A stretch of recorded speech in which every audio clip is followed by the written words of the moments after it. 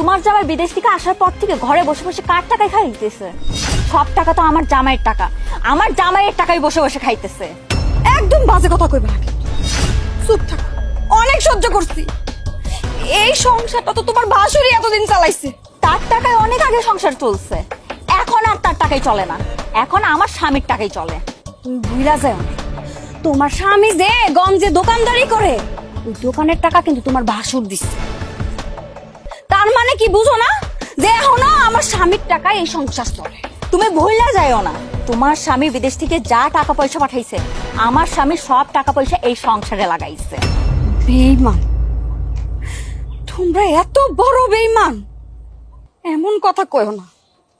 আল্লাহর আরশ পর্যন্ত কিন্তু কাইপা উঠবো এমন মিথ্যা কথা কইলে। মিথ্যা আমি বলছি না, মিথ্যা তোমরা কইতাছো। তুমিও যেমন, তোমার স্বামীও হেমন। আর আমার দেবর যে নষ্ট করছো তুমি।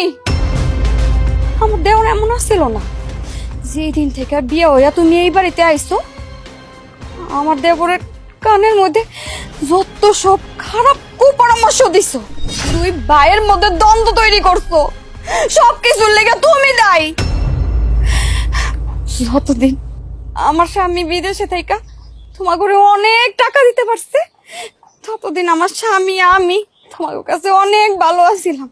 যেই দেখছো আমার স্বামী পঙ্গু হয়ে দেশে ফিরছে, তখন থেকেই তোমাকে রং পাল্টায় ফেলাইছো, তোমাকে আসল চেহারা দেখায় দিছো যে তোমরা কত বড় বেঈমান। তোমার এই সমস্ত কথা আমারে শোনায়ও না, মিথ্যুক কোথাকার।